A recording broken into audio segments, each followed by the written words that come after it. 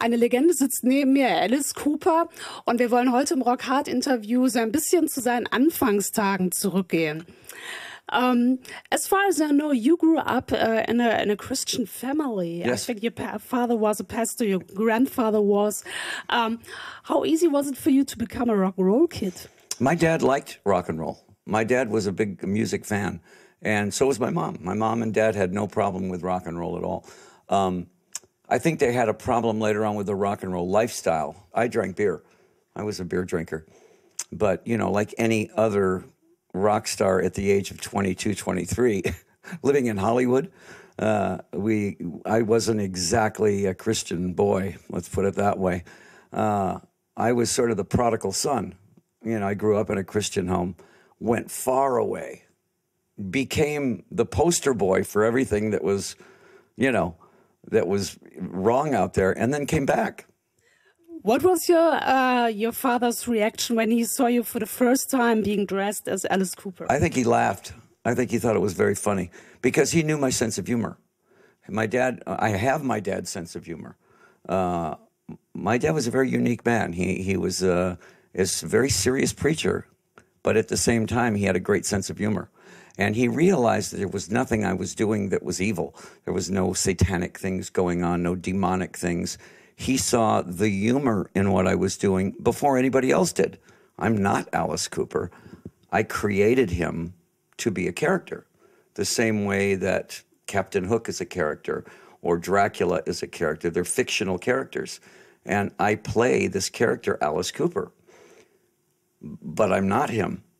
You know, there was a time when I was him, when I was drinking and when I didn't really know how to separate the two.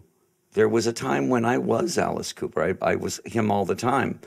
Now I play him, and in my regular life is, you know, a normal life. I have 3 kids. I've been married 35 years. You know, I go shopping.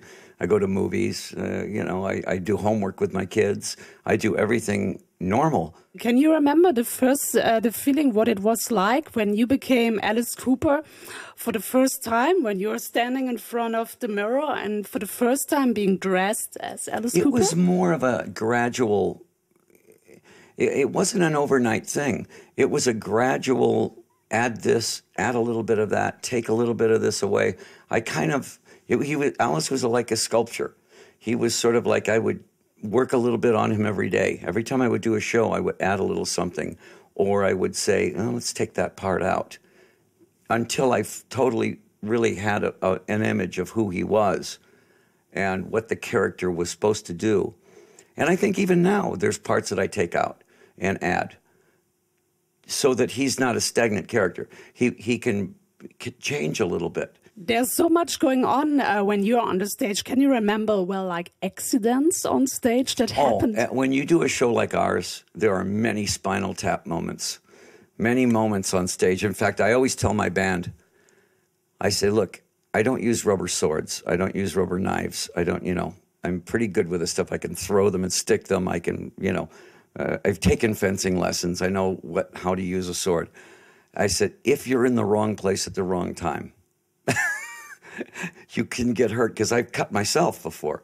I always tell the band, Oriante just joined the band, and I said, at some point, I can guarantee you're going to get stitches. And did ever happen anything to you? Did you I put a sword right through my leg one time, right from here all the way through. And I was, you know, it was early in the career, so I didn't really feel it that much, because I had, before the show, I had some whiskey. So, and the adrenaline on stage, you don't really feel it. After the show, it was like I couldn't walk for, you know, until the next show. Then the next show, I was fine. Can you remember the craziest or most interesting presents you got from fans? Well, I get all kinds of crazy things from fans. Every night I get crazy things from fans. Sometimes people hand me things and I look at them and it'll take me a week and I go, what is this? You know, I had one time, a little more dangerous than that. Somebody dropped off a shoebox at my house early on in my career, 1971, I think, or 72. And I opened it up, and I didn't know what it was. And then I read it. It was a cat's heart. And these two girls were like witches. They thought they were witches. And they were in the front yard. And I had the police pick them up because I said, apparently you killed a cat. I said, and I don't know what you're thinking, but that's against the law. And I'm not into this.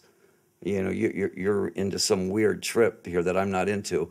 And, you know, the police will take care of it. Because, I mean, that to me is unacceptable. Do you collect records? Are you a record collector? I'm not a record collector because I think I'm around music all the time. I used to have a big record collection when I was a kid. When I was, you know, I had records all over the place because every kid had records. We spent all of our money on the Yardbirds and the Who and the Kinks and, you know, all those bands. And then once you get in the business, you get everything free anyways, you know. So I just quit collecting, you know. No, I don't really collect cars. I'm big on muscle cars. What is the last one that you bought? I just bought a 1966 Mustang fastback, like remember the movie Bullet? That movie with Steve McQueen? He had a green Mustang in that. That was a great car. So I bought one like that. So on Sunday afternoons, we can see you drive your car. I drive it every day. I drive it every day. I'm a hot rod guy. I'm not a motorcycle guy. I'm more of a muscle car guy. I'm from Detroit, so that's where they built those cars.